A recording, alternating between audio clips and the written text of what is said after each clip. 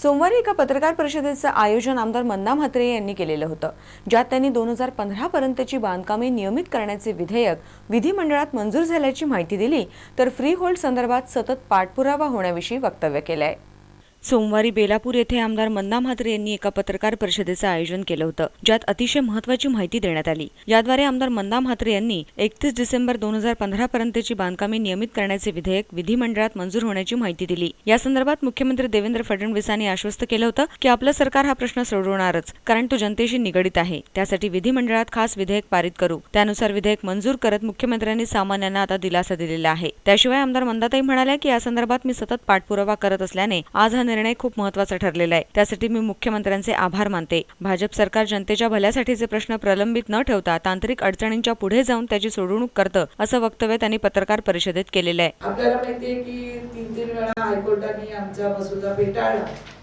पूर्वी असं होतं की कुठल्याही हायकोर्टाने निर्णय दिला की सरकार गप्प राहायचं, कुठलेही काम करत नव्हते किंवा उत्तरं देत नव्हती पूर्वीचं सरकार। पण आताचं हे जे सरकार आहे, जरी आमचा मसुदा फेटाळला तरी आम्ही पुन्हा उर्वरित चांगला करून आम्ही पुन्हा पाठवायचा प्रयत्न केलेला आहे। सांगण्याचं तात्पर्य असं आहे की या सरकारमध्ये माननीय मुख्यमंत्री देवेंद्र फडणवीस साहेब यांनी जी पारदर्शकता आणलेली आहे, त्या निमित्तानेच हे 2015 पर्यंतची जी घरं आहेत ती कायम करायची आहेत।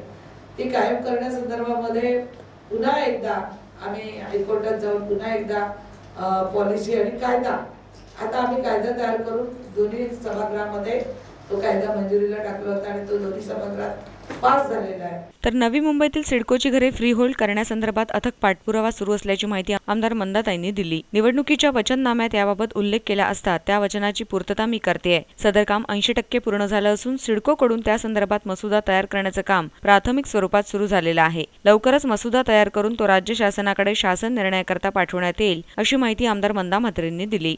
2.5 एप्रिलनंतर फ्री होल्ड घराचा हा तर मुद्दा माझ्या स्वतःच्या वचननाम्यातला आहे की फ्री होल्ड घरं मी करून देईन, मला तुम्ही मतदान करा आणि प्रकल्पग्रस्तांची घरं ही कायम करून देईन, गरजेपोटी बांधलेली।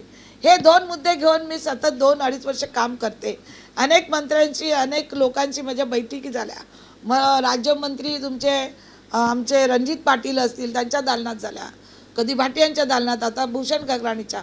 आज फ्री होल्ड घराचा मुद्दा जवळजवळ 80% हा मी एक काम करत आणले। मला सांगायला लोकांना आनंद होत आहे की औरंगाबादला फ्री होल्ड दिला, औरंगाबादला कुठलीही हद्द ठेवली नाही, तशी आम्हालाही ठेवू नये अशी माझी सातत्याने मागणी आहे। आता तीच मागणी घेऊन लोक पत्र देतात आहेत। मला कीव येते की लोकांच्या घरात बाळ जन्मलं तर ते आमचंच आहे। तर माझं एकच म्हणणं आहे की तुम्ही पेपर आणा आणि DNA चेक करा आणि तुमचं बाळ घेऊन जा, अशी माझी त्यांना विनंती आहे। तर यावेळी रामचंद्र घरत, मारुती भोईर, डॉक्टर राजेश पाटील, कृष्णा पाटील, विकास झंजाड, दत्ता घंगाळे व अनेक पदाधिकारी उपस्थित होते। यावेळी आगरी कोळी सेलचे बीजेपीचे हरिश्चंद्र सुतार यांची नियुक्ती करण्यात आली असल्याने त्यांनी आमदार मंदा म्हात्रे यांच्या हाताखाली काम करण्याची इच्छा बोलून दाखवली।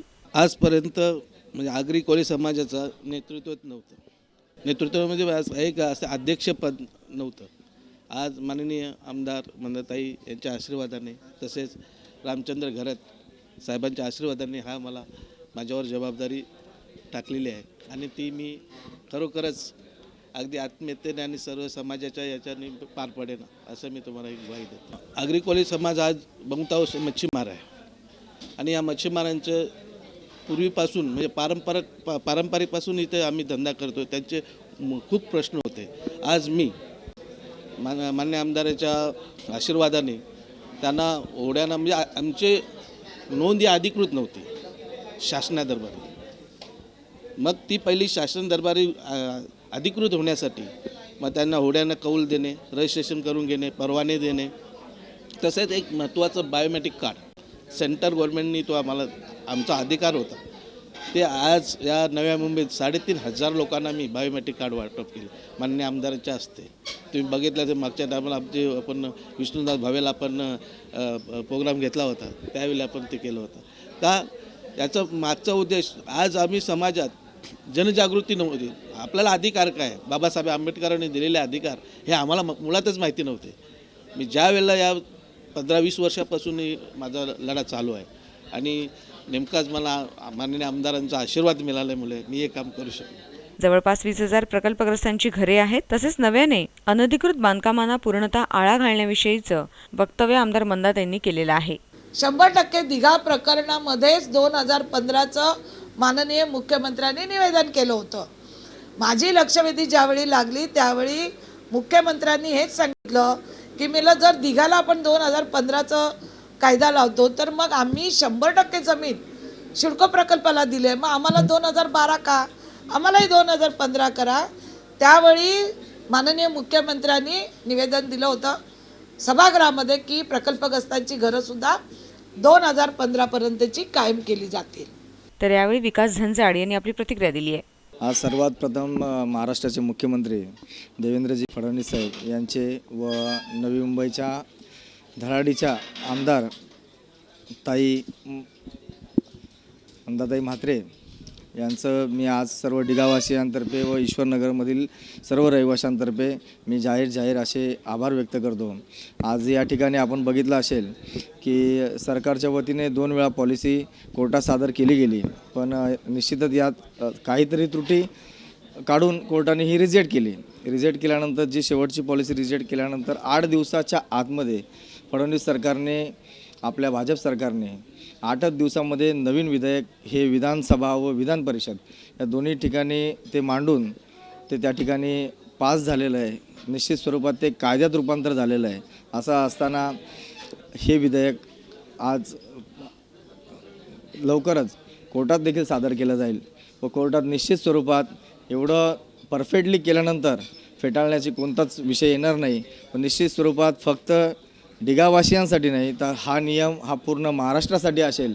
महाराष्ट्रातील इमारती, महाराष्ट्रातील झोपडपट्ट्या व महाराष्ट्रातील असणारे प्रकल्पग्रस्त जे डिसेंबर 2015पर्यंतच्या सर्व घरांना याचा निश्चित स्वरूपात लाभ होईल.